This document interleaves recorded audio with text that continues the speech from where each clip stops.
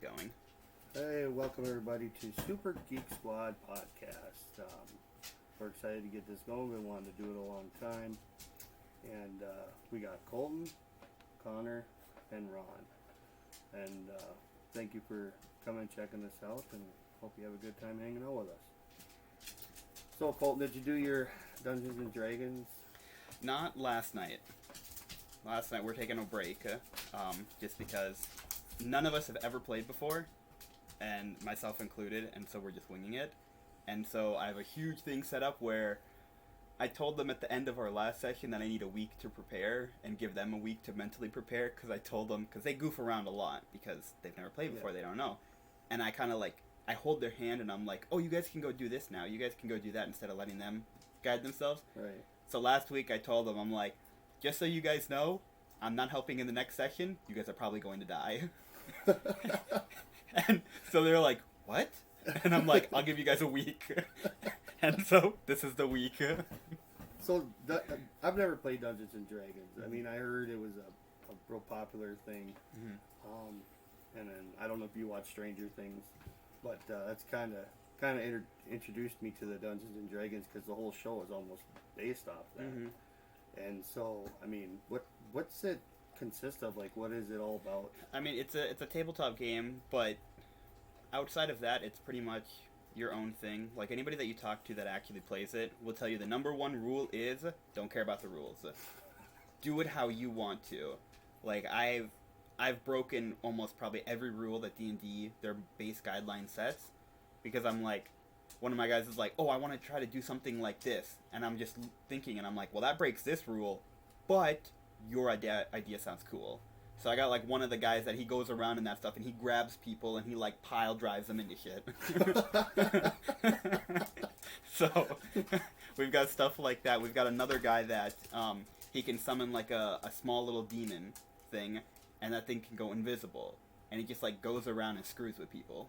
Oh my god! No, there's no reason. He doesn't steal or anything. Like, he just screws with people, just because why not? So you can do whatever you want.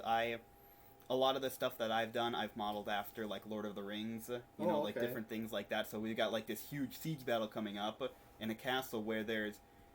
A D&D party is probably, like, on average supposed to have, like, 4 players. Mine has 7, so almost double. And you're not... They don't have you, like, have a lot of entities. They usually have you fight, like, one big thing at a time or whatever. Well, in this upcoming one, they don't know about it yet. I gave them some, like, extra, like...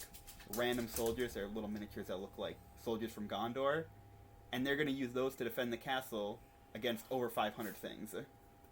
So it's going to take hours for it to get through, and I'm spreading it across 3 weeks because I know it's going to take a long time, and I have no idea how it's going to turn out. But I'm like, man, this kind of looks like one of the sieges in Lord of the Rings. This is pretty cool, and we do it online. So like, I turn the camera on and put it on my desk so they can kind of see.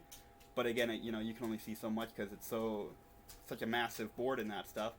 But from my end, it looks cool. That's all I care about. The rest of them can deal with it. So you basically just create a story and kind of throw in stuff in there you guys like. Yep. And so is there a winner? Like, so you go through the story. Again, it's like tailored to how people want to do it. Mm-hmm. There's a thing called the BBEG, the Big Bad Evil Guy.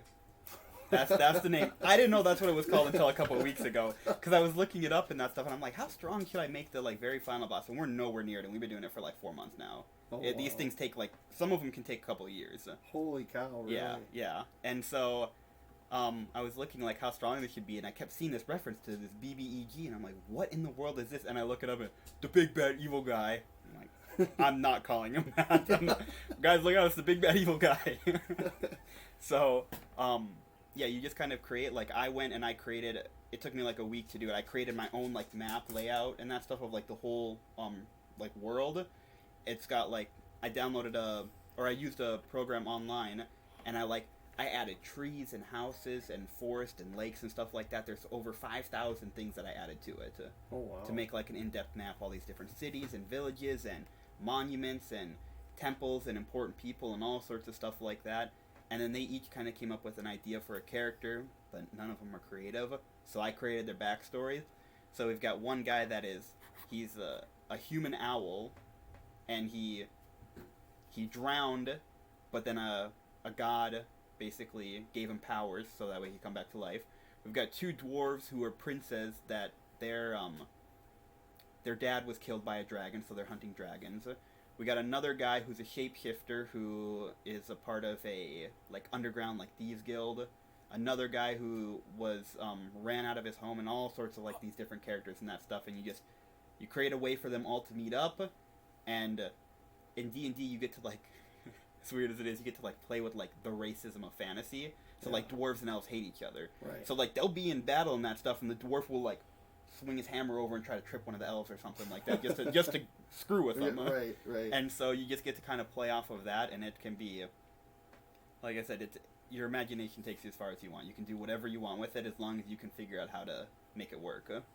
So, do you guys have like a setup, like you build your own scenery and like characters and all that? Yep, I've got like, because I paint stuff, so I've got like all these like little miniatures and that stuff at home already from like other tabletop games that I just use. And then there's like scenery stuff, whether some of it is 3D printed stuff, and other things I'll put down like, because I got paint bottles that are a little bit bigger than a quarter or something, and I'll put that down and I'm like, okay guys, this is a tree line, because I don't got like trees for it or something. So I've had times or whatever where we'll make jokes too, the one guy will summon his little like demon thing, and I don't have like an actual model for it, and every time he summons it, I give it a different thing. So one of the times, 100 times bigger than any other miniature, I put down like a water bottle, and I'm like, that's him right there. So it's this massive towering water bottle that's over everything, and it's always just such a joke. And then as long as we're having fun with it and we know how it works, we just go with it. Yeah, I had a buddy of mine that told me he played Dungeons and Dragons once, and he kept screwing everything up, and they like got serious, like they were gonna like throw him out of the room. Wow! They don't mess around. He's like, it's almost being at a blackjack table and you don't know how to bet. Yeah. Like they take it pretty serious. So does it ever get in like, you guys just so I thought that it would work really, really well. It's awkward for like half of the session when we do it, because everybody that I have, it's a lot larger of a group. Like I said, almost twice as big as it normally is. Right. And if I'm ever like hanging out with any of these guys, the ones that are in person or playing games with them online or talking with them or whatever, they're all real talkative. But I realized once we got in here, they're talkative because they bounce off of me. Right. And when they're bouncing off of each other, like we'll sit there for like 2 minutes sometimes of awkward silence because I'm like, what do you guys want to do? And they all just, nothing. They just kind of... It's up to you. Yeah, and I'm like, what do you guys want to do? Well, I don't know. Well, then think. Maybe talk to one of the other 6 people here and see what they want to do. See if they have an idea. And so we haven't run into the issue. We don't run into the issue of people do too much and screw around. I run into the issue of people don't do anything. So not enough creative minds. Yeah. So that's what I told them. I told them that they have to get more creative and more talkative with it, because if they don't, this next one can screw with them. And even to really top it off, I gave them homework. Oh, wow. So I told them that, for this big siege battle that's happening, because there's 40 entities on the board for the good guys, and there's almost 600 for the bad guys.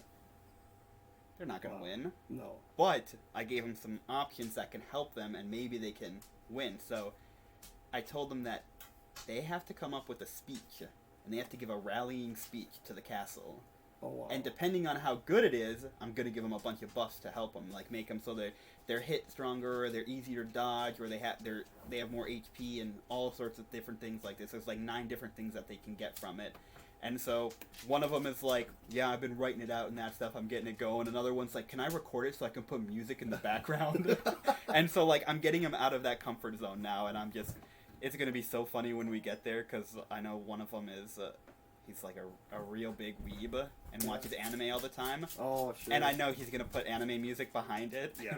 it's gonna be horrible, but it's gonna be funny. I was just gonna say, anime and DnD doesn't really. No, not at all. So like it's gonna be interesting to see how that plays out. So did they ever you're supposed to give a heroic speech to kind of go into battle? Yeah, boost them around. Yeah. And so do you you guys ever sitting there listening to someone give a speech and you just get that look on your face like, that was horrible, you're all gonna die? Yeah. That's what I told them. Like, I gave them a tier list basically, right? Yeah. So if you do a perfect speech, that's a tier 7. this is the bonuses you're going to get. If you do not perfect but close, it's a tier 6 and so on. And I have it all the way down to 1, but there's a tier 0. And I put down for it and that stuff. I'm like, that shit was horrible. Some of the people abandon the castle while you're giving the speech when nobody's looking, and you guys are probably not going to make it through the night. Oh my god.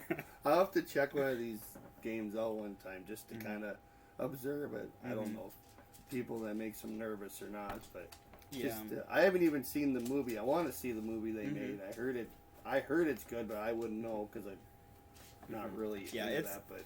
It's not bad. I mean, for what you can work with is a really... I mean, it's a good idea of it. A lot of it is that, again, it's hard to just explain it in, simple context or with few words because, again, you can do so many different things with it, There are people that, make their stuff in the realm of Lord of the Rings, right? There's people who do it in, like, a realm of Star Wars or, Warhammer stuff or whatever it is, Like, you can, mine is with swords and guns and magic, or swords and bows and magic. You can do it with guns if you want to. You can do it with lightsabers if you want to. It's however you want to do it. There's dinosaurs, so you can have Cthulhu in it. You can have the actual, like, Greek gods. You can have the specific gods that they have. There's all sorts of different things that you can do however you want to do it. Really? What about Norse gods? Oh, yeah, of course. Oh, man, I might have to get into this. Yeah. I'm a big Norse god. Like, I'd be like, I'm gonna come down on you with Odin. I mean, one of the guys is probably gonna push you while you're saying it. They're gonna be like, okay, dude, that's weird. And I'm gonna be like, shut up, it's my story. So yeah, that's when you have the reason why you don't want to have too many people is because then you get like everybody develops like main character syndrome is what it's called. You want to be the frontline star. And the issue is that I've got side character syndrome. Everybody doesn't want to be in the spotlight. They want to just, like, be a supporting character. Right. They want to do cool stuff, but they don't want to be the one that has to do the talking or, the one that has to, go impress this person or find something for this person or whatever it is. They just want to be there and they want to punch stuff. Oh, wow. So, like, you got people that collect, like, action figures and Pokemon and that's, like, Pokemon's blowing up the last few years. I can't believe it. Like, it's crazy. Like, Connor got really big into collecting Pokemon.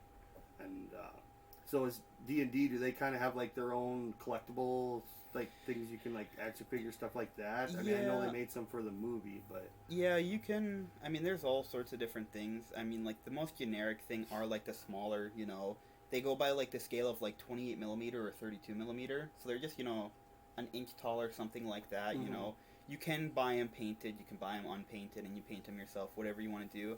It's not, like, in the same terms of, like... I mean, you can buy, like little, like, plushies or stuffed animals of, like, different things, too. Right. But even without, again, like, a lot of people will... Every tabletop game is expensive. Right. And D&D is, unfortunately, one of the more expensive ones. Really? Yeah. And so, you buy a set that has 4 very generic characters, which might not even be the right race or class of what you have, and then you can get like an ogre or a dragon with it or something like that, and some of those can go up to like $100. Oh wow! Yeah, so with mine, a lot of my stuff is I got a couple buddies that 3D print stuff, so I'll just have them like 3D print stuff that people like people will create stuff online just for free. Like they're just like look at this like super cool orc I made or whatever and that stuff, and so I'll they give the file for free, you download it, and I send it to them, and they just 3D print it and then ship it to me, and if I have to build it, I'll build it, and then most of them I have to paint, which I probably should paint a little bit more, but I've got not just D&D stuff, but I have like 200 painted things between D&D and Warhammer and now Lord of the Rings things, and I still have like 80 of them that I have to paint. Holy cow, dude. And they take a while to paint because, you're using those tiny little brushes, You got something that's this big and you got to paint the eyes of it. I got allergies and I sneeze a lot, so oh geez, the whole thing's red. Well, okay, I guess he's going to have red skin now. I was going to say, there's no way my hands are steady enough for that. Yeah, it takes a while, so, and there are people that can do it fast because they use airbrushes, and you can, like, make it have a really, really, narrow spray, so it's like super easy to do it. But I like to use, even same with like painting like houses, when I did that, I always just wanted to use a hand brush and just do it that way because it's more relaxing. Because I don't want to do it where I don't want it to be a chore where I'm like, okay, thank God, I'm finally done with this. Like it's a hobby, right? So I want to enjoy my time with it and take my time with it. Kind of like me with collecting action figures and Funkos and all that stuff. It's a hobby. I enjoy it. Like I'm not gonna lie, I still play with some of my action figures. Like Ninja Turtles and all that. Connor, he has wrestling figures still that he still plays with, and I mean it's a lot of fun. I mean collecting. When I got on the Whatnot app, and this has nothing to do with Whatnot, we don't get paid from Whatnot, I'm just saying, when I was getting on there, I thought it was so cool because you have people all around the world that can get on there live and show you their collections, and they sell them, and it's just like, man, why didn't we think of this like 10 years ago? Like everybody like me, I don't know if you collect anything or not, but everybody. It's like when you go out of town or you go to different stores, stuff like secondhand stores, you're always looking for something to add to your collection, And Whatnot kind of gives you that because you get on there and you go, oh my God, I haven't seen that since I was like 8. I want one of them, I want to have one of them again. So, I mean, it's great, man. I think they got to fix a few things. It's gotten kind of crazy, like their percentages for like selling and everything I'm sure. Just crazy, and some people are really dirty on there. Like there's some people on there that'll try and sell you fake stuff. Oh, yep. Yeah, and so you really got to watch out for that. But, I mean, that's not just there though. That's everywhere. Yeah, I mean, because I was a seller. I still am a seller on there. I just haven't done a show for a while. But I mean, I did a Transformers show one time, and I'm not gonna say what I made, but it was really good. It was like a 6-hour show, and I mean, I think I sold over 100 Transformers. Oh, wow. And most of them were like G1s. So it was just crazy. And like everybody stuck with it. Like that's a long show for people to hang out and watch. Yeah. But like everybody stuck with it, and it was amazing. I mean, we had people so into it. Like we were having a few beers while we were doing the show, and people were like, hey, rinse that out, send me an empty beer bottle signed. It was like, this is crazy. Yeah. So it was a lot of fun. I kind of like to get back into it, but it's hard to. The person that I was buying collection from kind of ran out, so it's hard to find that inventory or stuff to sell. And another thing that sucks is when you get a bunch of stuff, you go, "Oh my God, I don't want to sell this. I want to keep this." So yeah, it's something I want to get back into. I don't know if you've ever went on there and checked it out. I don't think I've used it before. No, I've heard of it, before you brought it up, even in that, but I don't know. Too many details about it. So. I should show it to you. The only thing is the last 3 friends I showed it to blame me for them being broke all the time. Well, so at least I can have an excuse. They're like, why'd you have to show me this stupid app? I was like, you're bored. It's midnight. You get on there, go, oh wow, and then you go, oh God, I spent too much. But it's a lot of fun. Do you collect any action figures or anything like that? The only thing, I collect, the 2 main things that I collect are coins. Okay. That's the first one. And then the other one is, this, tabletop stuff. Yeah. Like DnD. Warhammer is the biggest one. I'm obsessed with anything Warhammer related, and I have been for, almost as long as Lord of the Rings stuff. Oh, wow. The only reason why it hasn't been as long is because Lord of the Rings came out first. And, even with that, like you talk about, people will try to rip you off. The company that makes Warhammer is called Games Workshop. Okay. And for a lack of better words, they're dumb. Because they will bring out these new sets and they will hype it up. The faction that I like, they just brought out this group, and basically what they are is they're really, really tall. They're 8 feet tall, like lizard people, kind of. Oh, wow. And they're super scrawny, but they're they've got strength where, if you get in the way, they'll, rip a tank out from underneath them to knock them over. But they're primitive, they only use, bows and arrows and single shotguns and stuff like that. But I just think the idea of them is cool. And over the last, 2 months, they've been hyping up this new set that they got. And they got these new characters and units and all this stuff. And I'm like, I want to add this to my collection because I only have a few of them. Right. This is what I've been waiting for the, few years that I have been collecting these. And there's always this issue that runs in with is that they'll like promote these big sets, right? And Right. some of these sets are hundreds of dollars. This one I'm expecting to be $200 for Right. everything. And, you know, they promote it, and they're like, this is going to be great, you're going to want to add this. They're making it so, even though I don't play on the tabletop, you now have the ability to play this group as its own faction. You don't have to pair them up with somebody else. They can be their own standalone thing. So it makes me even more so, like, if I ever do play, I can play my favorite group. Right. And they always never make enough. They always get you with the FOMO, the fear of missing out. So what people will do is they'll go in, they'll buy 50 boxes of them, then they'll instantly go to eBay and they'll quadruple the price of it, and people will buy it. You know, this set, I wouldn't be surprised if people are spending $600 to $800 on this set. That's $200. Right. And people are just buying it because they don't want to miss out. They want to get what it is, and they've been trying to fix it, and it's slowly getting better, but yeah, it's just something that is struggling with it. Yeah, these is, you know. Connor, what do you like to collect the most now? I know you kind of change your mind a lot, but you know, I mean, you kind of for a little bit you were into the Turtles, then big into wrestlers, and then you Walking Dead figures. I mean, what are you in the mood for collecting now? Pokemon cards. Pokemon cards. That's good. What do you like about Pokemon? The characters are cool. The characters are cool. Have you ever played the Pokemon game? No.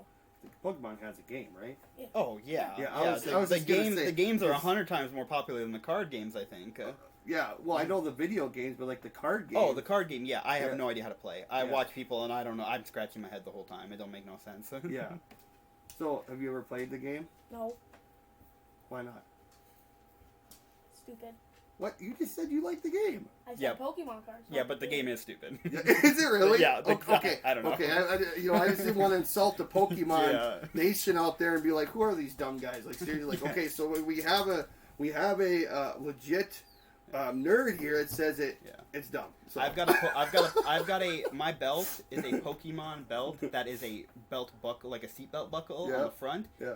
And I've wore that all the time. I wore that to my business meetings in college and that stuff, okay? I would take my overcoat off just so that way people would see this big old belt buckle that's Yeah. got the little push thing at the front to come apart. It's got the Pokeball where you push down. Pikachu, Charmander, and all these other starter guys on the sides and that stuff. So I'm a Pokemon fan. Pokemon card game stupid. So, you're talking about those action figures. They're called. Was it Warhammer? You said. Yeah. So, with some of the stuff that I collect, you know, there's different companies. And one of the specific companies I collect from is called NECA. I don't know Okay. if you're familiar with them. I don't know them, but I've heard of them. Yeah. So NECA is kind of like, it's not super expensive, but it's not cheap either. I mean, you're gonna probably spend anywhere between $20 and $60 Mm-hmm. for something. But the thing I like about them is when they make something, it's the only time they're making that actual design. Mm-hmm. They don't come back 10 years later Oh, yeah. and make it again. Mm-hmm. So when you get their stuff, I always try to get doubles Mm-hmm. because it's the only time you're going to see it unless you buy it on the open market or someone Yeah. else is selling it or whatever. So it's one thing I really like about them because then I know that, okay, this is all I need to complete my set. I don't have to worry about they're going to have 5 other releases, you know. Mm-hmm. So, and they're real valuable and they're really cool. So, yeah, NECA just lately has been my go-to. I mean, Walmart has a whole stack of NECA. Mm-hmm. And like, I just got a Michael Myers NECA figure Okay. the other day. It was like $30, but I mean, of course, I don't normally open my action figures, but I took him out of the box because I had Jason in my case. Mm-hmm. So I got like, him and Jason like facing each other in Yeah. a fight. So, but I'm the type like I used to just buy action figures and just keep them in the package. Mm-hmm. Well, now I'm like trying to buy one in the package, but maybe buy one out of the package is cheaper, Mhm. or buying 2 so I can open one and display it. Yeah. You know, because not that I ever plan on selling any of my stuff, but they say, you know, resale if it's sealed and broke, it takes the value down. Mm-hmm. Yeah. So, That's why I, you know, with the collectibles that I do, it's like the tabletop stuff, because I don't think I have the self-control to stop myself from opening up that stuff, because it's not necessarily that, like, you know, I want to, like, take it out and that stuff, and I'm gonna take out my Obi-Wan action figure and I'm gonna hold him in front of me and be like, you know, like, I'm not gonna sit there in my living room pretending like I'm Obi-Wan Kenobi, but in your Star Wars boxers. I might. I have a Darth Vader onesie, so I might, but I want them to be, because when I display them, you know, I don't like how, like, bulky and clunky the entire box is or whatever. Right. I like it takes up a lot of space, so, you know, I've got the one shelf that's got my, like, D&D stuff on it and that stuff, and, like, again, there's, like, 80 things on this shelf, and it's just a normal, like, bookshelf. Right. And I could fit way more stuff on there, too. Like, I just have to, like, the rows back, I just have to stack something up so that way, you know, it's higher up so you can see it, because otherwise you have to, like, peer right over the top of it, stick your head inside the bookshelf to see behind. Right. But that's part of the reason why I can't collect stuff like that. I got some stuff, but it's put away, like, in a bin in storage, like, way in the back, because anytime I see it, like, I've got some really, really old, I've got, like, all 4 of the Ninja Turtles, I've got a Obi-Wan, a Luke Skywalker, Millennium Falcon, X-Wing, and then I've got the pop figures, all of the Avengers from Endgame, like, when they're wearing their, like, white suit and that stuff. I bought all of those. And then that was it. Like, I was like, okay, I have to stop, because I kept those pop figures on display, and I was like, man, how much cooler would they look if they weren't in those boxes? Yeah. And I was like, nah, I gotta stop. I did buy it was like $50. It wasn't made of obvious gold, but it was the color, like, completely gold. I mean, every single little detail, after Stan Lee passed away, they made, like, a limited edition one of him, of just what he looked like. But the entire thing was the color gold. His eyes, skin color, hair, everything. And it was like, I don't know how many, I'm not even going to pretend like I know how many of them were made, but there wasn't many of them. And I bought that. And then, of course, you know, because I'm, you know, probably the best brother that anybody's ever had, I gave it to my sister, because she was obsessed with it. So I gave it to her for her birthday.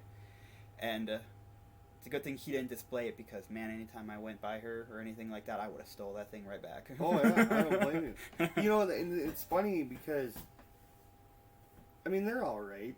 I talked to a lot of people. They didn't really like the full gold figures. Not just Stan Lee, but, like, the superheroes and stuff. They're just, like, they like the detail. They like the original colors. And I did, too, but I just, when I saw it, you know, there was it might have been the FOMO hitting me, you know. I didn't want to miss out. I was just one. Stan Lee. Yeah, it was just one of them.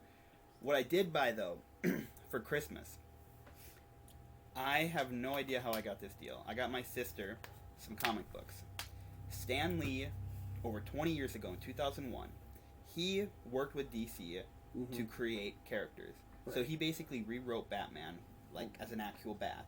Right. The Flash was a female that when she ran, Rainbow came behind her.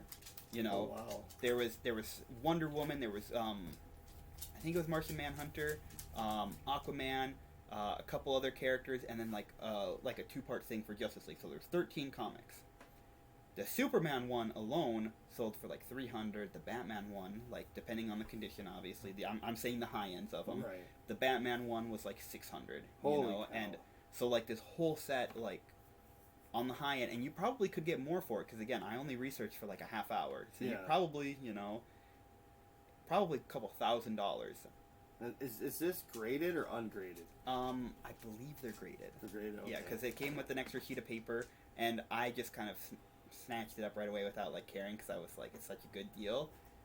With shipping included. All 13 of these, they're in the plastic wrap, they're in plastic containers. All of them, they look perfect. Wow. $65. What? Not even messing with you. My sister started crying on Christmas when I gave it to her. And they weren't like fakes or nothing? They were legit. They were legit, yep. Wow. Mm-hmm. That don't happen. No, it doesn't. You got lucky. I got, yeah.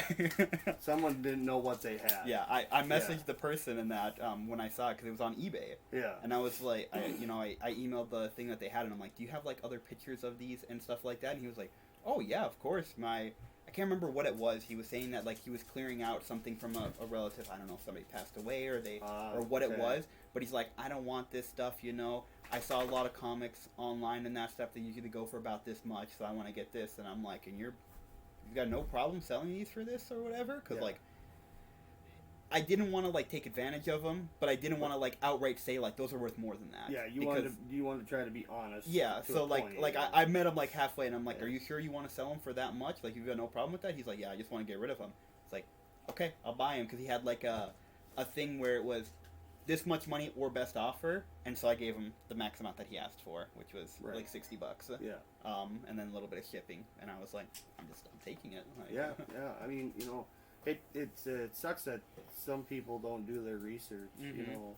I just found a comic book the other day. Now I know a little bit about comic books. I don't know everything. But yeah.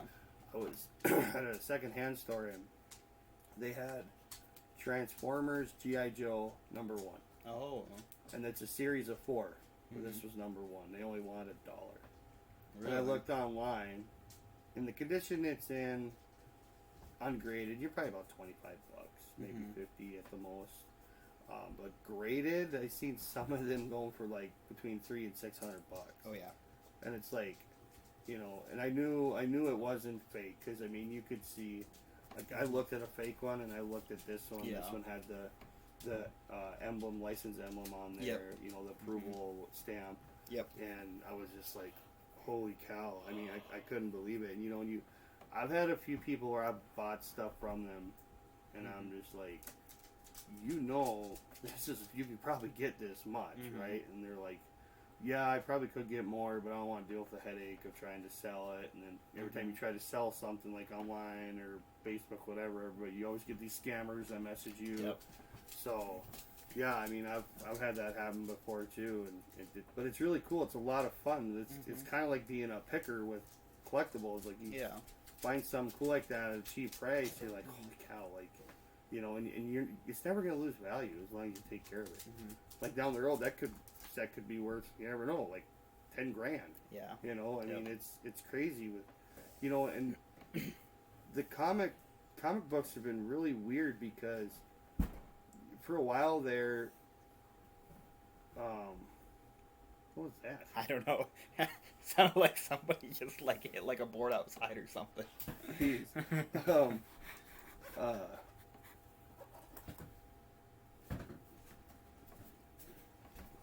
Is it still doing it? I don't think so. Hold on. Is there someone out there? Oh, Our okay. podcast is already popular before we uploaded it. We've already got Yeah. fans outside. Yeah. I was like, what the heck? But one thing I noticed, I used to be really, really big into. That's the chair, by the way. We aren't just sitting here letting them rip. But He's lying. I've got a clothespin on my nose right now. we used to be really big into collecting sports cards. Mm-hmm. And they have live breaks they do and stuff like that. And it was getting a little spendy. I mean, it wasn't too bad, but COVID really screwed up the sports cards industry, like the collecting, all that. Like, I mean, people, oh my God, they're gonna quit making cards because they're running out of paper and cardboard. It's like, no, they're not gonna quit making cards. I mean, it's just one of the things you gotta wait. And the prices shot up so bad. Like, that's why I put all my interest into action figures because they stayed pretty normal. And I mean, for a box of football cards, like a high-end box, you talk about, you probably pay $200, get some autographs, whatever. Now there's boxes you can't touch for less than $800, and it's like, so basically, that's why Panini, I've heard they're looking at selling now because they pretty much ruined the whole sports cards industry by jacking up the prices because it became a rich collectors game basically. Which sucks. But it's the same thing for comics though. Like after COVID and everything, like comic books went from being people didn't, there was collectors, but people were just like, whatever, they're comics, it's just paper. Well, after COVID, you see comics that were at most worth $20 and people are getting $100 to $300 for these comic books. It was crazy. Like the whole collector's game has changed completely. Like my whole life I've never seen anything like this.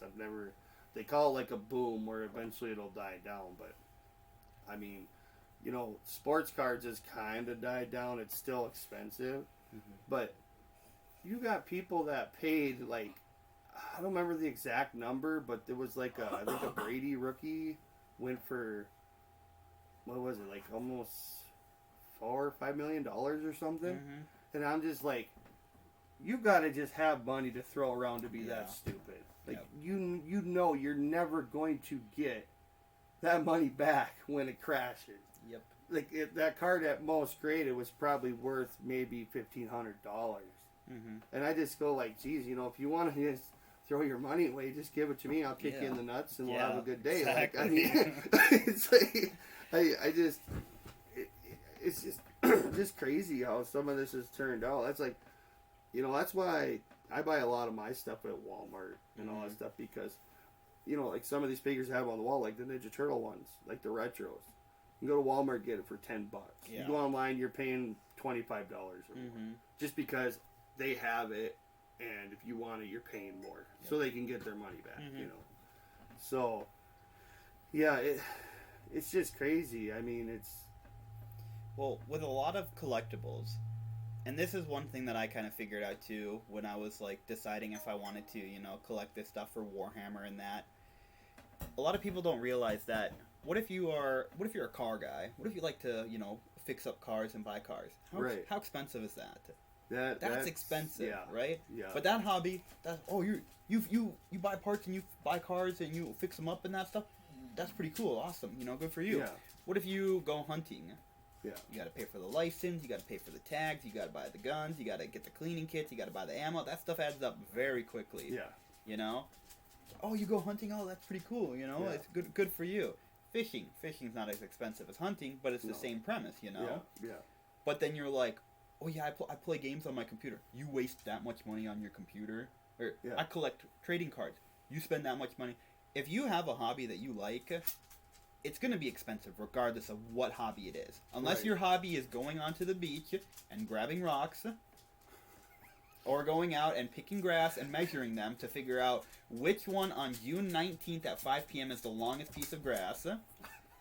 That's no longer a hobby. That's some other stuff that you know, maybe go talk to somebody. You know, but if you have an actual hobby that you're passionate about and you're going to put time into and stuff like that, it's going to cost money, and there's nothing wrong with spending that money. You know, it's what makes you happy. It's what keeps you busy, so you're not sitting there staring at a wall. Yeah.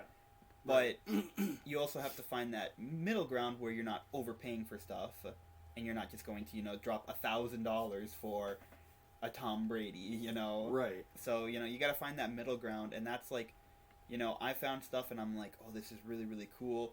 And as soon as I see it, like, I'll still, like, look around and, like, is this, like, what the average price of it is? Could I find it somewhere cheaper? And if it's something where, you know, the FOMO, you know, everybody has it in that. Luckily with mine, there's so many people that like to do 3D printing because of how popular it is now. I can always find it, and I don't have to pay, you know, the how many 100 times over that it's overpriced. Right. You know, so that's something that I'm lucky with. But, you know, if you have your hobby, you just have to realize going into it that it is going to cost you money. But if it's something that you plan on sticking with and you enjoy, just go with it. Like, otherwise your money's just sitting there and now you're sad. Yeah. I hear that a lot from people, like, and I know they're just giving me a hard time. A lot of people are like, geez, no wonder why you're always broke. Like, look at all this stuff you have. And I'm like, yeah, but I've also worked my butt off to be able to spend $20, $30, maybe $50 here and there, not all the time. Yeah. And it's built up, you know, and it's like, but they forget when you're in a hobby where you're buying things to collect, or, you know, buying things where it comes to computers or gaming or whatever, 9 times out of 10, it's going to be worth way more down the road than it was when you bought it. So a lot of people forget, like, yeah, I have a lot of cool stuff, and, you know, it's fun to do this, fun to have them, but if I ever get into a position where I go, oh crap, I might have to sell some of this to do this, you know, to make that next step, that's okay. Yeah. It's an investment. Because the thing about collecting, most of the time you're going to find it again. Yeah. It might take you a while, but you're going to find it again. I mean, it's, you know, like, like Kevin Smith, he in his podcast he said, to start his whole filming career, he basically had to sell like a lot of his comic book collection, if not all of it, to get the money to do his first film. So it's kind of one of them people give you a hard time, but it's like, think about it. Yeah. If I turn around and I need to get $2,000-$3,000 to do something that I want to do, okay, I might have to sacrifice some of the stuff I have, but it's I possible. can get it back. Yeah. So, it's so funny that people give you a hard time. Oh, why you waste your money? Geez, what you do? Yeah. Well, when I'm sitting here making something myself and doing what I love, and you're sitting there in a job where you're miserable and you freaking don't like what you're doing, what story would you rather have? I mean, it's crazy. And for people that aren't in the collecting and they're not in like the hobbies, they're not into that stuff. They have their own thing they're into, which is fine. It's hard for them to understand. You're just blowing your money. It's like, okay. Let's say it's like somebody that's into motorcycles. You wouldn't spend $30,000 on a motorcycle. Motorcycles are cool. I don't know if I'll ever own one or not, but I just couldn't see myself spending $30,000 on a motorcycle. Now would I spend $30,000 on a one-of-a-kind sketch signed by Kevin Eastman? That'd be pretty tough, but I'd be looking at it if I had the money. I mean, honestly, I would drop $30,000 to buy Tom Brady. Yeah. Kind of got a man crush there. I mean, it's Tom Brady. I could turn around and sell him for so much more.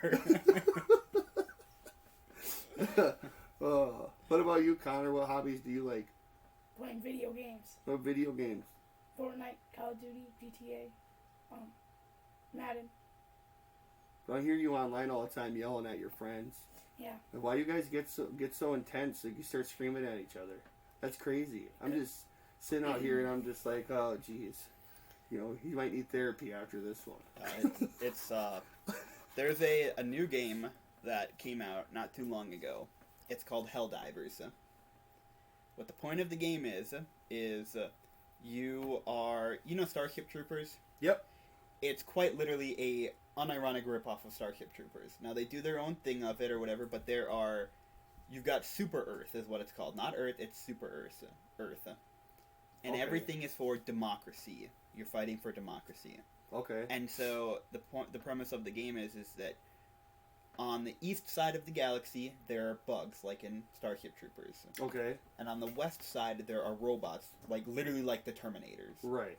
And both of them are closing in, trying to take over planets, and you have to stop them. And so it's a online thing where you work with everybody around the actual world. There are hundreds of thousands of people at any given point fighting. Now you only drop in squads of 4, but while you're fighting on this part of the planet, you can't see them, but there are people fighting a mile away or something like that, doing another fight, trying to liberate the planet or defend the planet or whatever it might be. And it's really cool because when you drop in, you drop from low orbit in a pod, crash down, you come out with all sorts of guns, you just call in. Imagine if Starship Troopers, the government had unlimited amount of money. You just call in explosives constantly. You call in orbital strikes and nukes and all sorts of guns and stuff like that to just go crazy. And you die a lot. That's the premise of the game. You just go in, you kill as much as you can, you die. Somebody throws down a beacon, you airdrop from the ship again. And you just keep doing that. And it is something where it is so chaotic and such a nightmare that in order to talk to people, you're literally screaming. Because there's so much explosives and stuff going on. And my friends and I, last night when I got home from work, I just went into our group call and I'm like, I'm fighting for democracy tonight, boys.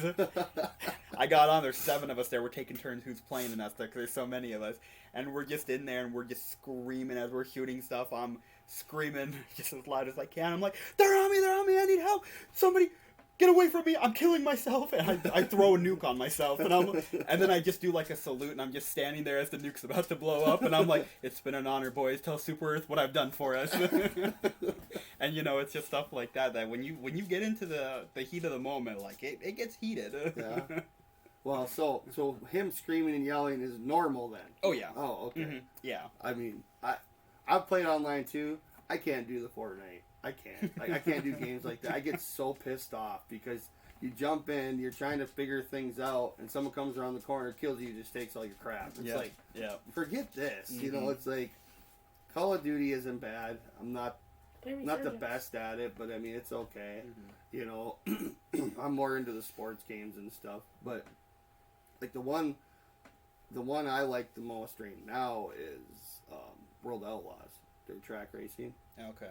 And I get on there, man, some of the things that people say. Oh, yeah. I mean, and most of these guys that play this are actually real drivers.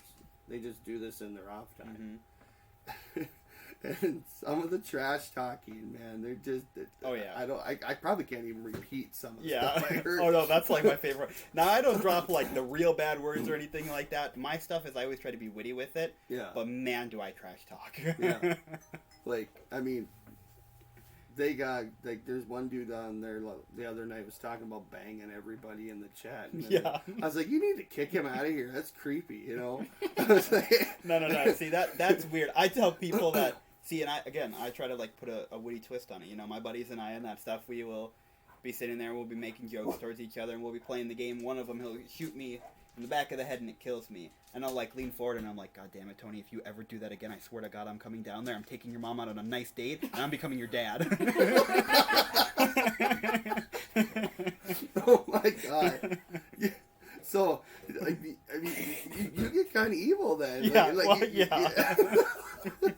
So you're just, like, going to tell some kid you're adopted, your parents don't love you. Yeah. I always, like... I don't ever do the thing where I tell people to, like, go harm themselves or anything. Like, right, that's just stupid, I trash talk, but I always try to make it that, like, whoever I'm trash talking is probably laughing because they're like, wait, what did he just say? Yeah. Just something like that. Like, I'm going to take your mom out on a nice date and she's going to enjoy it. Yeah. What? Yeah. Why would he just, okay, well, I don't know if I'm going to trash talk that guy anymore because I don't know what just happened. Yeah. Yeah, I just, talking about buying stuff and everything, I just bit the bullet and bought a racing simulator. Oh, okay. It was a fold-up one with a steering wheel. And as you see Connor's expression, like his jaw hit the table, he's like, why do you always buy stuff for yourself? You should buy us things. I'm like, yeah, because obviously Dad don't deserve nothing nice, right? I know. Well, duh. But, man, I was like, I've always wanted one. I was like, I had a little extra money. I was like, yeah, I might be a little slim on funds after, but I really want this. Mm-hmm. So, talking about blowing your money, and other people will be like, oh, what did you do that for? Because it's cool. Mm-hmm. And a lot of these, believe it or not, like I said, a lot of these drivers, that's what they practice on in the off season. Mm-hmm. The simulators. I mean, they got some that'll move. Oh, yeah. Yep. And... the funny thing is there's a couple guys even driving NASCAR right now. They started on the simulator, which is crazy because back in the day you didn't hear, like, it was like dirt track, then you move up to like sprints, then you NASCAR. I mean, that's how it is. It's crazy. Not that I'm trying to try out for NASCAR or anything like that. It's just obviously I just want to check it out, and it says it makes you better, so we'll see. But we get a Burger King sponsor, maybe. Get a big old Whopper on the hood while you're out there driving. Yeah. Yeah. Or it could just have a picture of you smiling with a Whopper. Yeah, exactly. Oh, that'd be good. Oh, what we could do is I could do, like, the thing, like, you remember those old Hardee's commercials? Yeah. That guy with long hair everywhere in the cowboy hat, and he's like, get yourself one of them nice hamburgers. And then there's, like, two chicks that come out with the booty shorts and the bras and that stuff, and they're, like, wiping the burgers on themselves for whatever reason. Yeah. I could do something like that. Yeah, I would pay to see that. Yeah. Yeah. So Burger King? Put that on a t-shirt? Yeah, Burger King. Hit me up. Yeah, we'll talk. We got an ad already. Mm-hmm. That'll be our ad. You can just sit there. What's he doing? He's in the zone. Just let him. He's working for his money. Yeah. So, are you a NASCAR fan? Mm-hmm. No. That is unacceptable. Well, I mean, I could go out there also and take some left turns. Oh, come on. I mean, if, you go to the beer or fridge, you grab a beer, you ain't going to miss nothing. Exactly. Because they're going, I love NASCAR. Dude, I was watching Daytona 500 last week, and it was really good. The only thing is, I hate their rules. I hate that. They do stages now instead of doing the whole race, and you have to have a strategy to do your pits and everything. Well, now they do a caution every so many laps twice, and then you go to the finish at the end. But the finish pissed me off because I swear to God, sometimes I think they direct people on purpose just to put on the show. Like the Busch Light car was coming, and he was shooting underneath, and the guy come up and just boop. Yeah. And see, that's part of the reason why I don't like NASCAR is because anytime you talk to anybody that watches NASCAR, like, you'll have people that will, like, go into, like, depth about why they like it and that stuff, and it's like, I'm not knocking and saying, like, they're not athletes or anything like that, because they are. Like, you can't just, like, go get in a car and do that. Like, you have to have training, you have to prep for it, there's a routine to it and everything like that. So I'm not knocking it, like, by any means. Yeah. But for a lot of people, they're like, dude, did you see the craziest thing that's ever happened in NASCAR? And it's like, what was it? There was a crash. It's like, why is that the, like, most exciting thing about NASCAR to people? Like, people get hurt.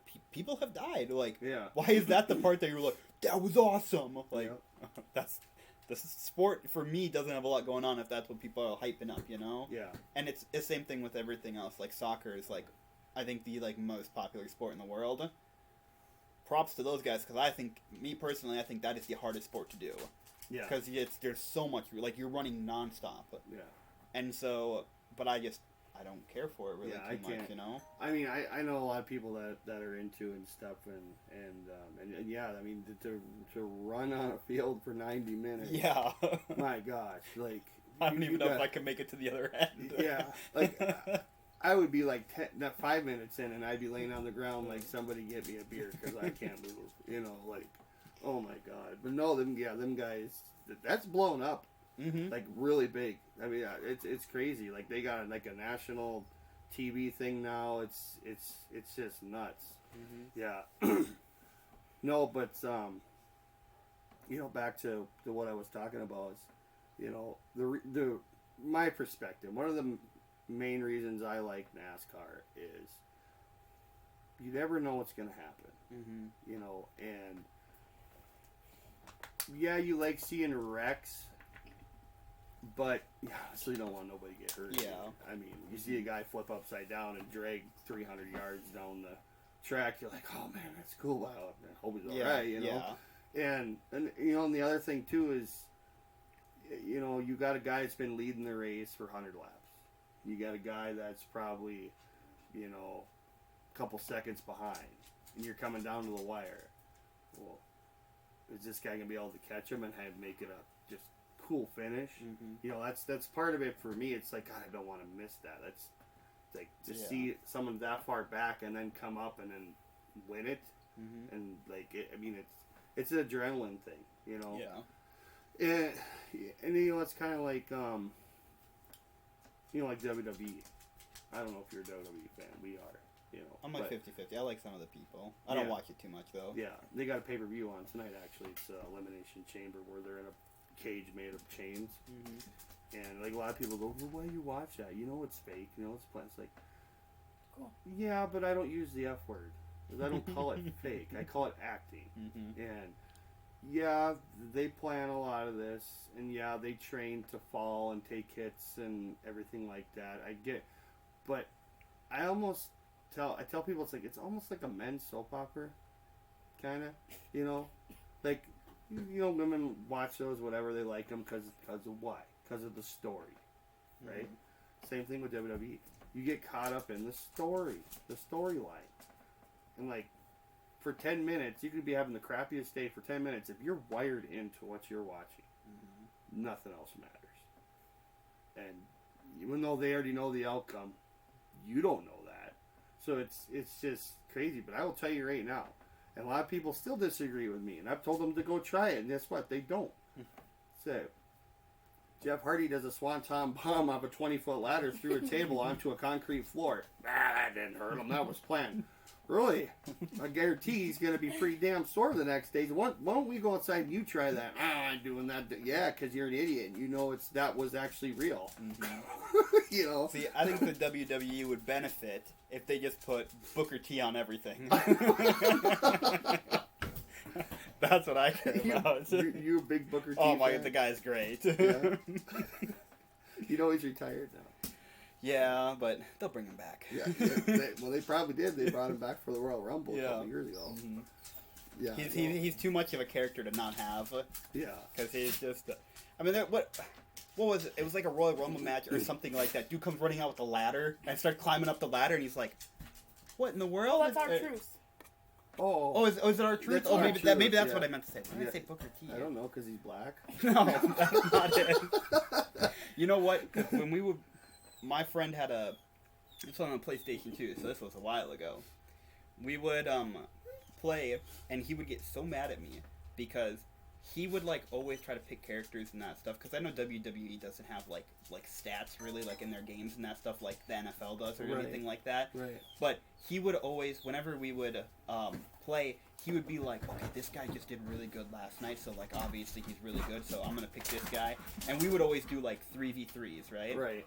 And I always ran this dynamic trio of Kofi Kingston, Booker T, and R-Truth. Yeah. And I would beat his ass every time, and he would get so mad. And he's like, "You can't use Kofi this time.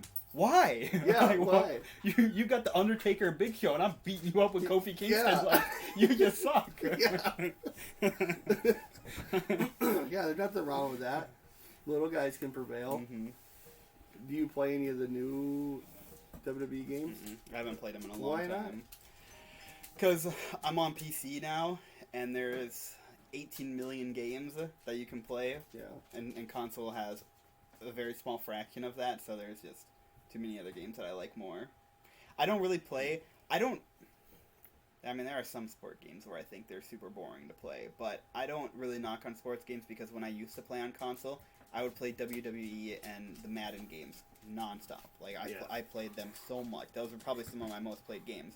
But now that I'm on PC and there's all these other games that I have the ability to play, I don't play like any of the sports games really, because when I play a game, there's one of two things that I look for in a game. It's either how good is the story, like how well can it draw me in and like immerse me in the story, or how chaotic is it. Right. Like if I again load in and all I hear is explosions, all I can see is fire, there's nukes going up, there's everybody that I'm in call with is screaming as if they're like actually being brutally attacked by giant bugs. I'm like, okay, this is awesome. Yeah. You know, so like, you know, if you can like play like, you know, WWE or Madden or NHL or whatever it might be, and it get intense. Right. But I feel like the intensity doesn't like.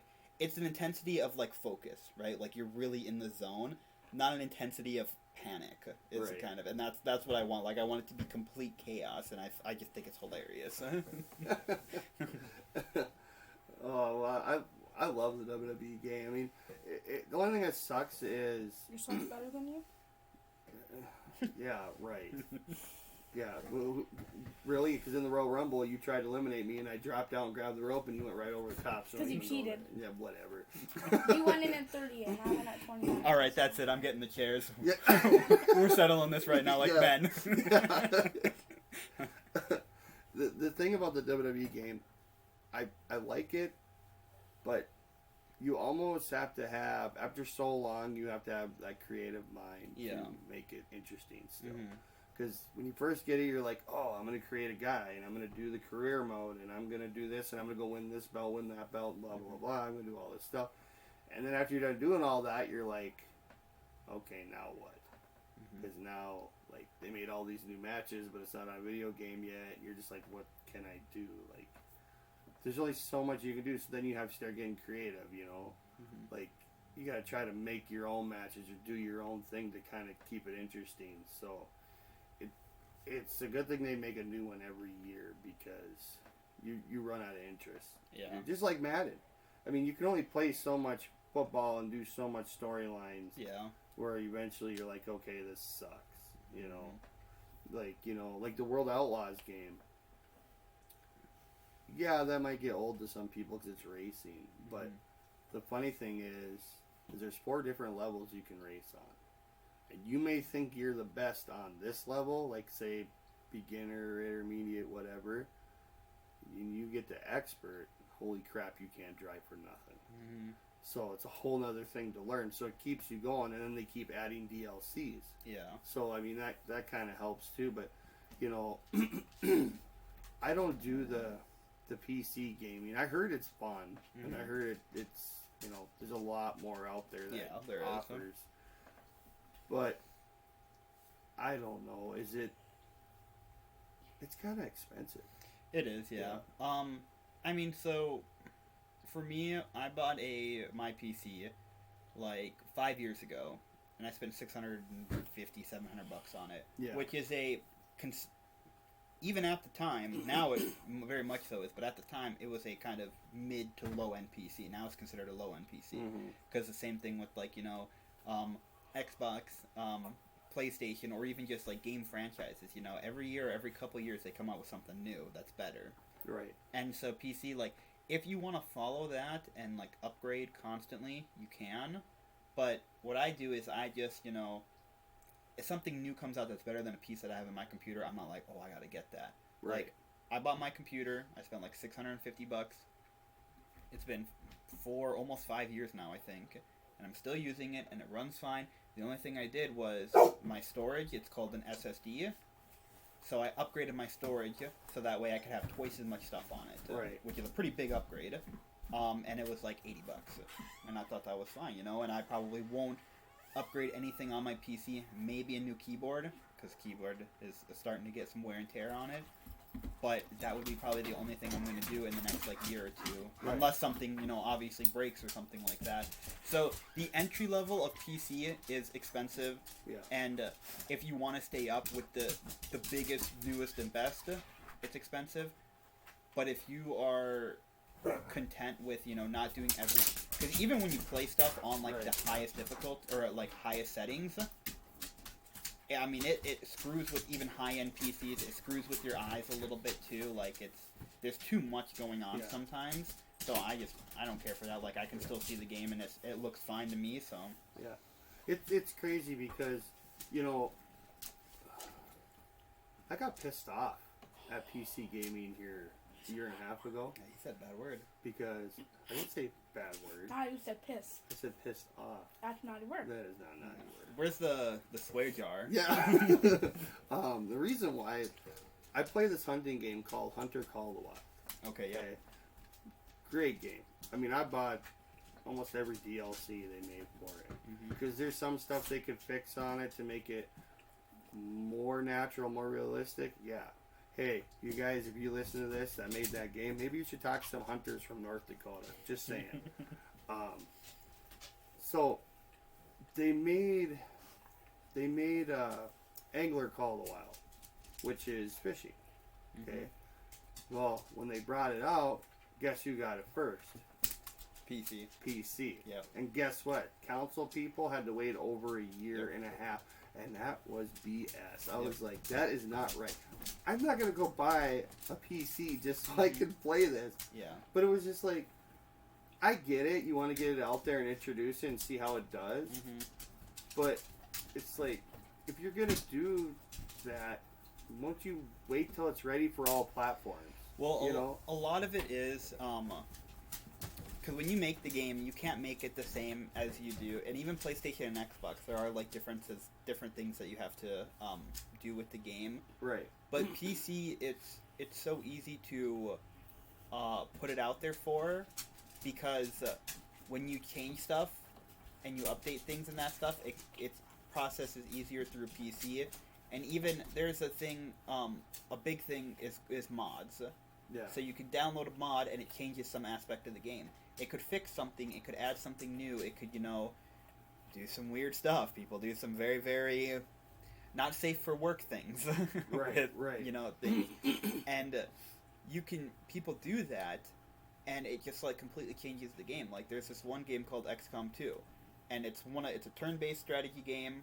Earth has been taken over by aliens. You have to start recruiting people and fight and level them up and try to take back Earth. Right. And I played the game. Great. Awesome game. I loved it. I downloaded some mods. Yeah. I literally made it. My team were Star Wars clone troopers. I had a Jedi, and we were fighting battle droids instead. You know, you can completely change, like, every aspect of the game. You change the guns, you change the characters, you change the bad guys, the good guys, you change the maps, you change everything. It's like it's a new game entirely. And Right. they're free. Mods, people just do it because they're like, this would be cool. And so, with PC, they make it so that a lot of games have access to that, so it's easier to change things. So a lot of it is, you know, they put it out on PC, not necessarily to see if it's popular or not, Right. but to see, like break check it in a sense. Like, okay, this is what's okay. broken. We can fix this, because when you put it out on Xbox, you know, there are some situations where there have been games before where they've been so screwed up that, you know, they cause like the red ring of death on an Xbox 360 or Right, something like right. that. So with a PC, it doesn't. I mean, it can happen, but it's got to be you will find out instantly if that game is that bad that it would cause that to happen. Right. Yeah. I mean, my buddy has a PC and a console, and he said PC's way better. And I'm like, okay. So, do you deal with more lagging on PC or console? I would say, that's tough. I would say probably PC, but not in the terms of like what you would think. The reason why is because people with an Xbox or a PlayStation, your settings are set, right? Like, you can like lower your graphics in a game and that stuff, but when you're playing your game, that's what's going on with the Xbox. You're playing that game. With a PC, people will be playing a game, plus they'll have a podcast going in the background, plus they'll have Right. 19 windows open for internet tabs, That's and it crazy. slows your computer, so it feels like you're lagging, Yeah. but it's not because, you know, a PC is lower quality than a console. It's Yeah. because of how people utilize it, because they take advantage of it. Right. So, like, I have, like, 2 monitors, you know, so if I'm ever streaming, I'll have my chat up on one monitor, right, so I Right, can read it. right. Or if I'm just playing a game by myself or whatever, I'll have my game on my main screen, and then on my other one, I'll have, you know, music or YouTube videos or a movie or something like that just going just for the heck of it. Right. But, it'll be anytime any of my friends or any of us are like, oh my god, am I lagging? Right. Everybody's first like, well, what do you all have open? Do you have too many windows? That's the Right. first thing, because it takes so much out of your computer. So, like, yes, a computer lags more, but it's because of it's a user error, not necessarily a, you know, error on the console or PC or whatever it might be. Right. Okay. Yeah, because I mean, there's times where I'm playing on my Xbox and game's going great, and all of a sudden you get kicked out and you're back at the home screen. It's Yep. like, what the heck? Mm-hmm. You know? So I didn't know if PC was the same. Yeah, they You have know, that too. And this might sound kind of funny, but I can sit here and stare at the TV and play video games for hours. Don't bother. Yep. If I sat there and played games on a PC and stared at a monitor for that many hours, I'd have the worst headache in the world. And a lot of it is, it comes down to posture and distance. Because when Yeah. you're playing on your TV over here, Yeah. you're probably laid back on the couch, just relaxing, you know, Yeah. how many feet away and that stuff. When you're playing on a PC, you're sitting in your gaming chair, you're probably leaning forward a little bit too much, you're probably only maybe a foot, 18 inches away from the monitor. A lot of people much, much closer. Yeah. That really gets with you and that stuff, because, Yeah. you know, yes, it is because of the screen itself, but a lot of it is because even though the screen is smaller than a TV, because of how close you are to it, you know, it's the same thing with, like, you don't sit in the front row in movie theaters, because Right. you're, like, looking left and you're looking right to see what's happening, Right. and when you're Yeah. playing a game on a computer, and you're right there looking at the screen, you're so zoned in on, like, that center mask, because that's Right. usually where your aiming cursor is, or your character, or whatever the game might be, that when there's stuff happening on the side, you're trying not to lose focus of your character, but you're also trying to see what's going on. Right. And so, but you're not trying to move your eyes to do it, you're just trying to see with your peripheral vision, and you're just really messing with your eyes with that, and it Yeah. just, it adds up. And I know that I'll do that a lot. If my eyes ever start hurting while I'm playing a game, like 9 times out of 10 I stop, you know, I go take a Right. little break or whatever. But other times what I'll do is I'll just like scoot my chair back and I'll make it so that way my legs are hanging over the edge of my computer desk because it is kind of comfortable actually. But then it forces me to not be so close to my computer. So I got my legs propped up on my desk, and then I'll keep my mouse on my desk, but then I'll put my keyboard like on my lap, right. you know, and I'll just play it like that. And it helps with me and that stuff. But yeah, it's people. If you ever watch a video game tournament, whether it's Valorant or League of Legends or Dota or Call of Duty or Counter-Strike or whatever it is, you will see people, they will take their monitors and they will bring it to them, and they'll have certain stands where they like kind of turn it so that way the screen is facing upwards, because they will sit over top of it looking downwards. And they will be like, I mean, if they stuck their tongue out, they're licking the screen. Like, when people are talking, like, some people sit so close that when they're, like, talking to their teammates, if they really, like, get into it, like, they're really in the zone and they're, like, screaming, yeah. I mean, it will look like they're kissing their screen. Oh, my God. So some people, you know, like I said, they sit way too close to it. Oh, my God. That's crazy. Mm-hmm. Like, him and his brother have been asking me they want a PC for gaming and all this. Mm-hmm. And I was like, you already have an Xbox. Like, to get into all that, I mean, that's double. I mean, you basically, and that's times 2 because each kid, you know. Mm-hmm. So, I mean, my buddy, he sits there and he plays with the Xbox controller on his PC. Yeah. Yep. Bluetooth You or can do whatever. that. Yep. Yeah. So, I don't even, like, I can't do a keyboard that fast. I Yeah. can barely type. Yeah, it takes a while. You know? Yeah. But, yeah, it's, you know, I don't know. I guess I kind of wish they would make more games available for consoles. Mm-hmm. You know, like, I seen this game one time. What was it called? It was like Hunt Bigfoot or something. Yep, you probably know what you're talking about. Yeah, and it was cool. Mm-hmm. Really cool. And I was like, God, I'd really like to play this. But they only have it available on PC. Mm-hmm. I'm like, God, man, what? I mean, a lot of people even do videos on it, you know? Yep. And so, I don't know who we got to talk to, but this stuff's got to change. I mean, PC, while it does have, like, so many more games, it also has so many more dumb games. Yeah. Okay? One of my buddies, I was playing a game, and I was in, I'm streaming it so that way they could see it. Now, not like a live stream, but like in our, for Discord, in our group, I was streaming it in there, so that way, if you wanted to watch, you had to join call, and you'd have to hang out in there. There's like 4 of us in there, and one of my buddies was like, wow, this game is really, really cool. How much is it? And I was like, it's like $20. He's like, damn, I get paid on, I think it was like a Saturday that we were doing it. He's like, I get paid next Friday. I think I might get this. And the whole time I'm playing, he's like, dude, this is so cool. Like, this is awesome. And I was like, dude, it's $20. So I bought it for him, and I just gifted it to him. He's like, dude, no way. And so we were playing for a while on that, and he's like, I'll pay you back. And I'm like, it's $20. It's whatever, you know. It's not like I'm buying stuff for you constantly, right? This is the first time I ever bought you anything. It's whatever. Right. And so this was a game that we liked, but it's considered an indie game because it's not a big AAA company that's making it. But you have your AAA games, you have your indie games, and you have what I classify as what the fuck. Because you don't know what's happening. And so to repay me, he bought me a what the fuck game. And it's called The Corridor. And you load in, and you get off an elevator. It's big. Whoever made this game used like 5 colors off of a palette. Okay? There's big white walls, white ceiling. There's no lights in the game or anything. It's just the color white. And you walk down the corridor, and at the end of it, there's a little podium with an orange button. Click the button, game over. You're done. What? It was like a 99-cent game. And he bought me that. He's like, okay, we're even now. And I'm like, you take this shit back. I don't want this. That is so dumb.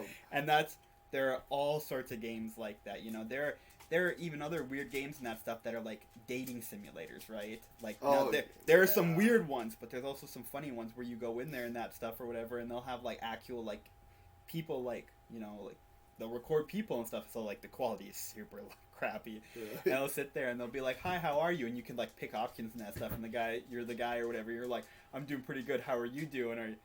damn, you look real ugly. Like, just like these different options that they had, and like based on it is like how you go through it. I don't even understand the story or the premise of the games or whatever, but there are just, you have the creativity to make these games, and it's so easy to create the game on a computer and then just like upload it back onto the computer.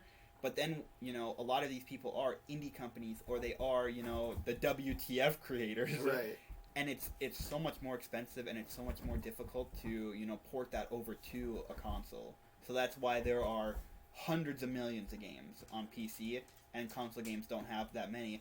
Console games pretty much exclusively only have AAA games. So, Right.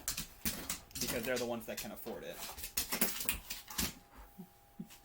Harley, knock it off. Yeah, it's crazy. Like, and just think about how much a 99-cent game that says that. Yeah. How much money that person made just because. That person probably made way too much. Yeah. Like, way too much. Yeah. You probably want to go, why didn't I think of Yeah, that? yeah. I mean, you get 10,000 people to download that and play that for $1. Mm-hmm. And, I mean, you know, you look at, like, you know, in the realm of, okay, I have 10,000 people in total that have bought my game. yeah. For most companies, that's a failure. A huge failure. Yeah. But with the amount of people that own a PC, 10,000 is such a small, insignificant number Yeah. that, and it only being $1, that people do stuff like that. Like, I'm going to screw with my friend. There was a game called Bad Rats, and it's a disaster of a game. It is it might be the single worst game I've ever played. And Really? it was $1.99. And this was like 9 years ago, maybe 10 years ago, this game came out. And my buddy was like, dude, this would be funny. So he bought it for like 15 of us. You know, he just dropped like a $25 or $30 or something like that to buy all of us this game. So now everybody on his friends list has this game. And none of us play it. I played it for like 32 minutes because I was like, I'm going to just try to speedrun and beat this game. And I was like, this game is so unbearably bad. I just can't even beat it anymore. Like, it's...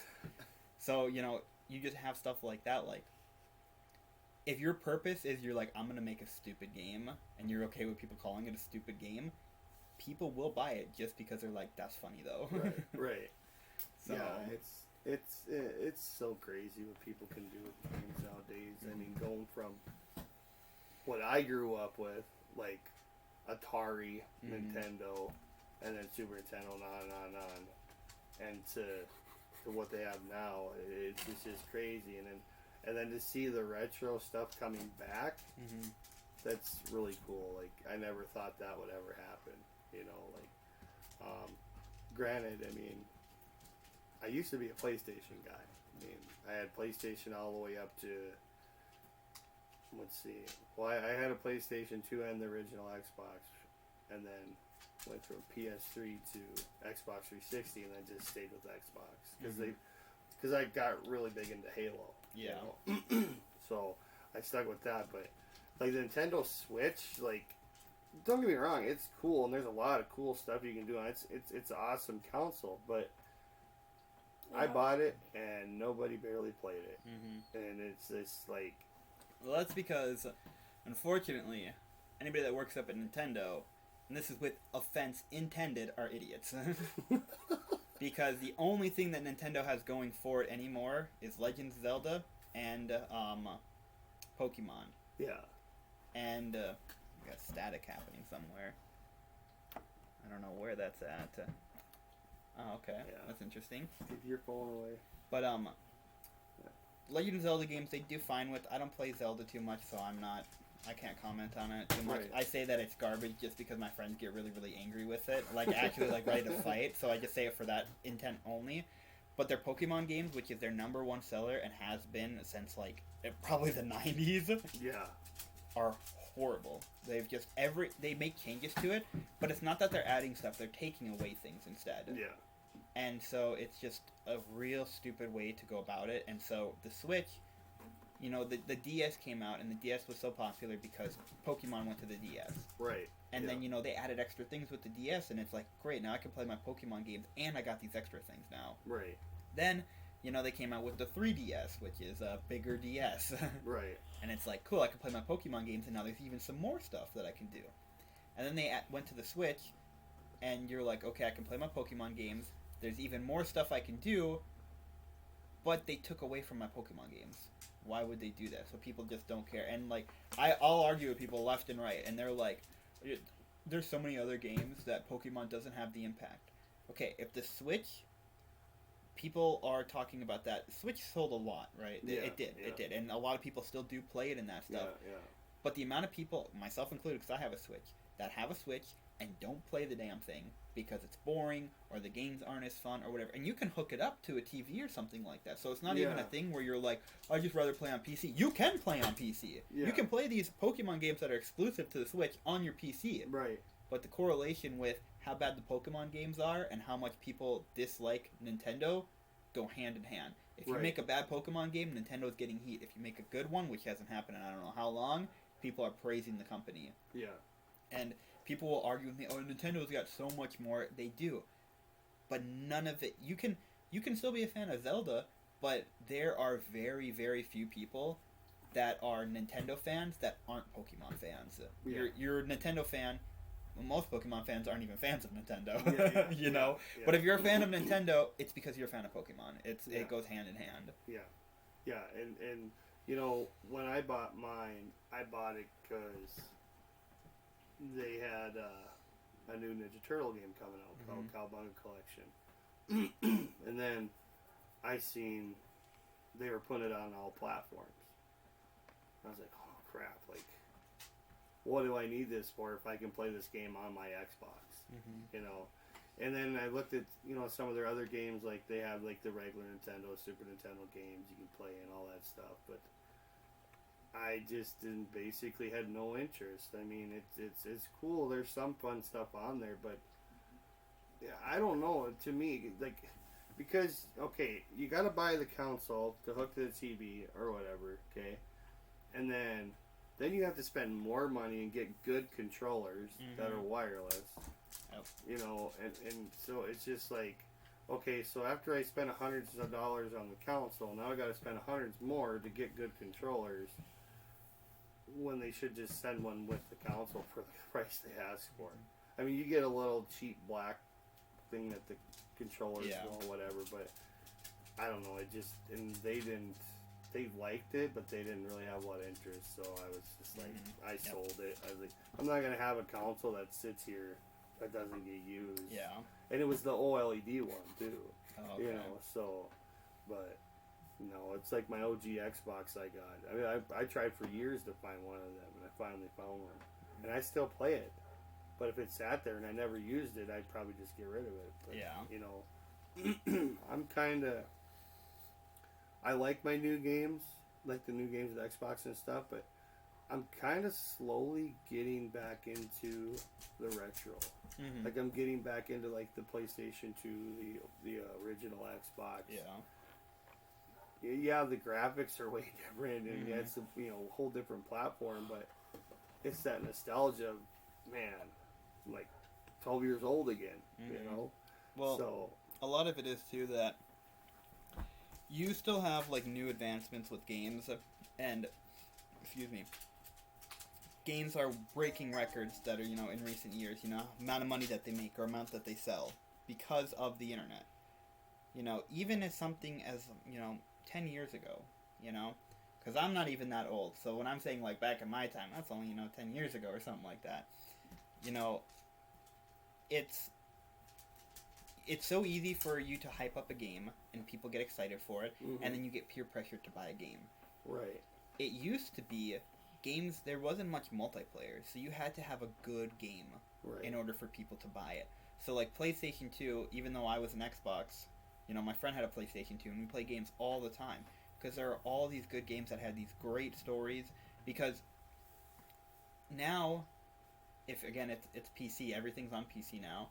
So, if I go over to a friend's house, and he's playing a game, and I'm like, damn, that game's cool. I'm going to go home and I'm going to buy it. Right. How it used to be, you would go over to a friend's house because they had that game.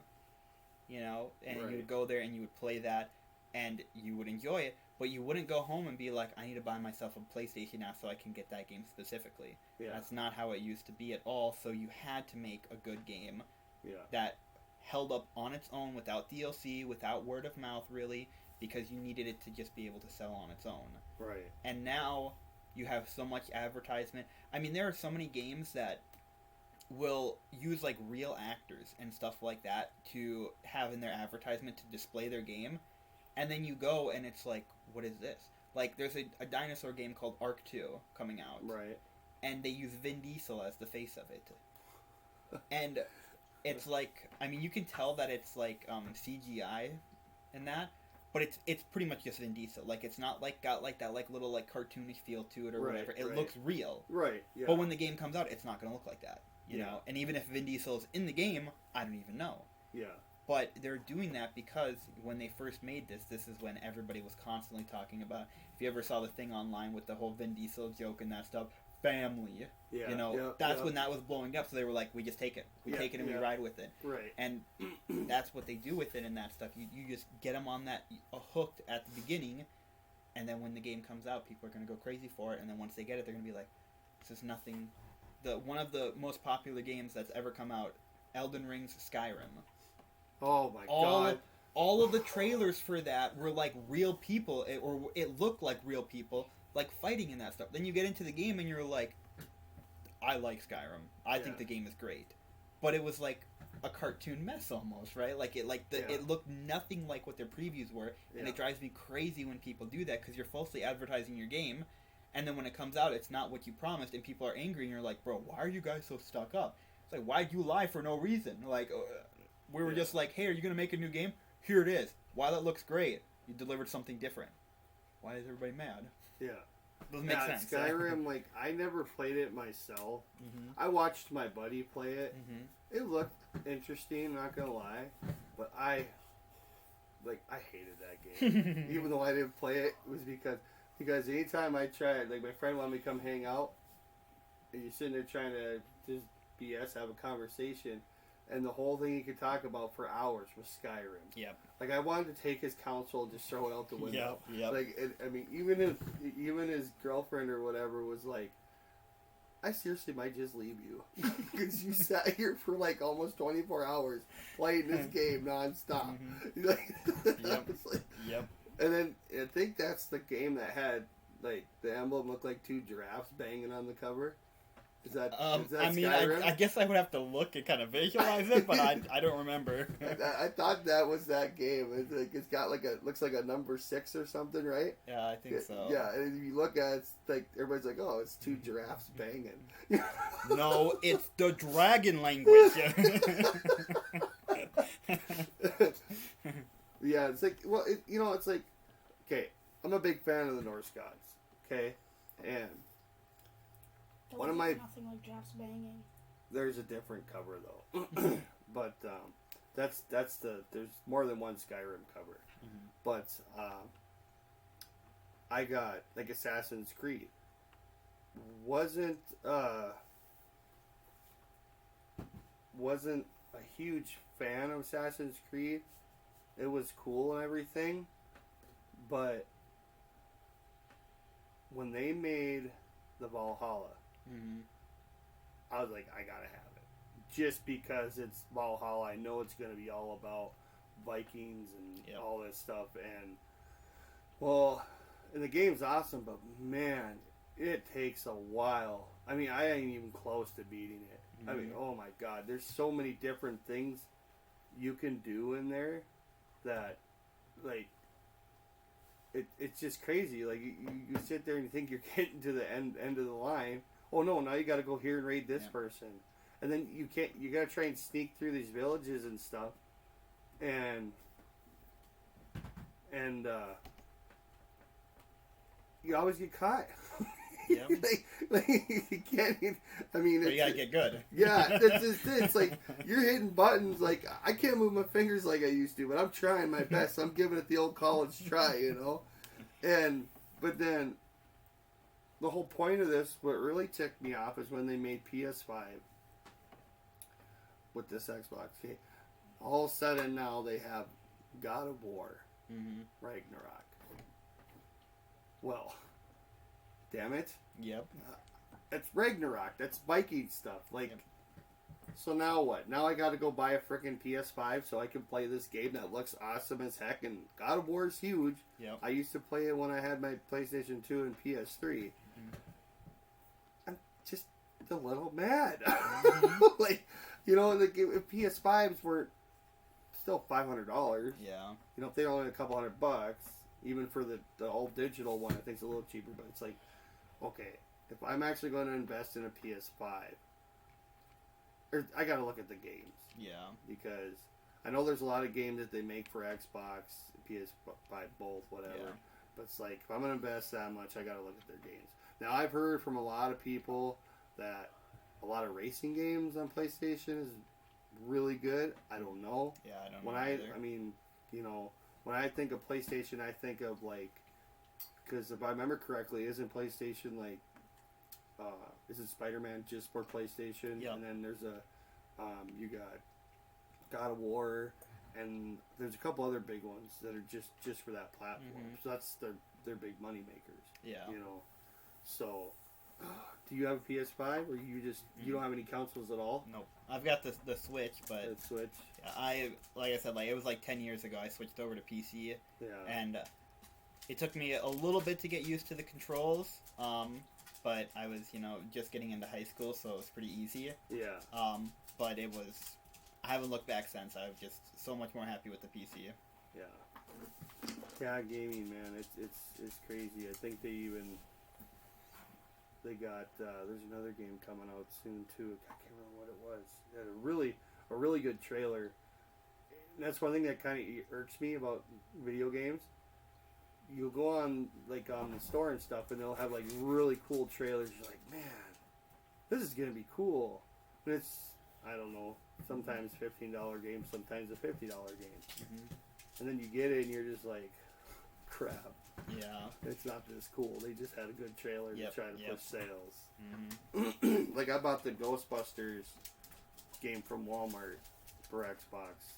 Granted, it's just a remake of what they made back in the 90s. So I wasn't expecting a lot, but it was fun, but it was still kind of boring. Mm-hmm. Like, it's like you expect them to kind of go with the movie story or their cartoon or whatever, and it's just like, oh, okay, run here, run there, get this ghost, put him in the box. Like, where's the, where are we going with this storyline? Yeah. Like, I get it, you get ghosts and everything, but where's the storyline? Like, where are we going? Mm-hmm. Like, all I've seen for the last hour, I'm running around a hotel that's flooding, catching ghosts. Mm-hmm. Well, I was like, I got bored with it. Like, I mean, it was fun, don't get me wrong, but I kind of got bored with it after a while. It was like, I don't see where it's going. So, but I mean, I'm a huge Ghostbusters fan, so it's whatever. Yeah. But I mean, and they got a new movie coming out. I don't know when it's supposed to release for sure, but The trailer's did you see the last one they made? I don't think I did. Is that the ice one, or is the ice one the new one? the one with like the ice. The ice is the new one. Is the ice the new one? Yeah. The Ice Kingdom or whatever it was called? Yeah, I think that's the one that's coming out soon. Okay. But the last one they just made was it was that one about the monster from, was it the first movie or the second one? Steak Puft Marshmallow. No, it was the one that had the stone beast that were made of stone, and they come out and find the Keymaster and all that. It was basically that came back. Okay. They didn't actually get rid of it. Mm-hmm. So, and it was kind of a tribute to the guy that played Spangler. Yeah, I'm sorry, I don't remember his actual name. I mean, I'm so terrible with names, but because he died before they could make another Ghostbusters. Mm-hmm. So they I don't know if you watched it or not. I don't want to ruin it for you. I don't think I did. Yeah, maybe I shouldn't say too much. It's not too big a deal for me. They basically made it where, he knew this thing was coming back, and it ends up killing him, but then his daughter and his grandchildren end up inheriting his house, and they end up finding the Ecto-1 in the garage. That was awesome. Because then they're like tearing in fields with it. And I'm like, that's so cool. And then basically it comes down to this girl's boyfriend and the kids and everything end up, getting the suits. Some of the monsters got released, so they had to go get them, catch them, and but the coolest part of the movie, because at first I was really skeptic, because the Ghostbusters movie they made with the 4 girls. Don't get me wrong, I have nothing against women. But it sucked. But it did suck. Sucked. And like, where were you going with this story? You didn't even hardly have any of the original guys in the movie. Your story made no sense whatsoever. Like you could have 4 girls if you had the right story and had the older guys involved. It would have made something. It's like they did with this one. At the end, you got the 2 kids standing there, and next thing you know, you got like 3 of the guys that are left. You got Dan Aykroyd, Bill Murray, and then I can't remember his dang name now. The big tall black guy or whatever. I don't know. Well, it says it over there. I can't see it, but anyway, so you got them at the end jumping in to help because they were getting the kids were starting to lose. They couldn't do it, and then next thing you know, you get Spangler's spirit comes in and grabs a hold of his granddaughter's phaser or whatever, and helps her hold it so she can help destroy the monster. It was really cool. Like it was a really good tribute to him. So I'm really excited to see what they're gonna do with this one. 'Cause, like from what I hear, like I think all of them are coming back, and I mean I just hope they do it good. Like I hope it's a good like cheesy thing. It shouldn't be, because when the main guys come back, it just makes it 10 times better.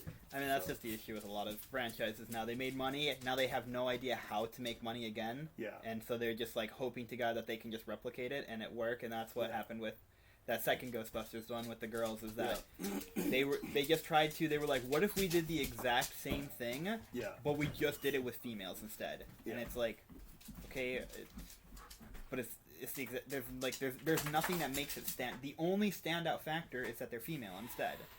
And when you make the movie like that, it would be the same thing. If you had I don't even know I think I'm gonna assume that it's all girls in this, that Gossip Girl thing. I've never seen it before.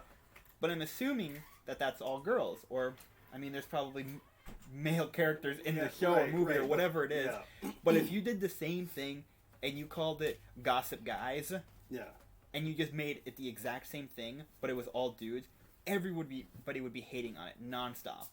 And it would be fine because it probably would be trash.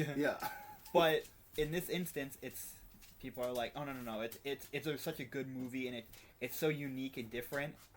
And it's not. It's just because it's unique doesn't mean it's different. It's unique because it's all female instead, which is different.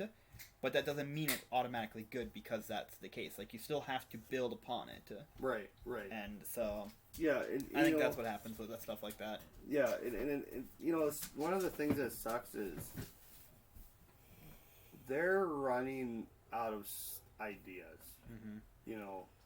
So they've made so many superhero and Marvel and DC movies. Like, that's why they're not doing good at the box office, because you've overflooded the whole movie industry with it. There's more issues than just that. Like, they don't know how to write anything anymore. But yes, because look, I'm not hating on anybody. Okay, whatever. If you're the right actor for that part, whatever. But actor or actress, but they get away from the authenticity of a story, especially for a comic book character, and that drives me nuts. It's like. Come on. It's like, I get it. We live in a country that's really, I mean, it's diversity is what it is. It just, but it's like you don't have to put this person in this role just to make this group of people happy. Yeah. Like, and if you can get the role down right, like I'm a pretty big person where like I want you to stay with the source material. Right. Now, they made a TV show, I think it's like exclusively on Netflix, maybe it was on other stuff too, Resident Evil. Oh yeah.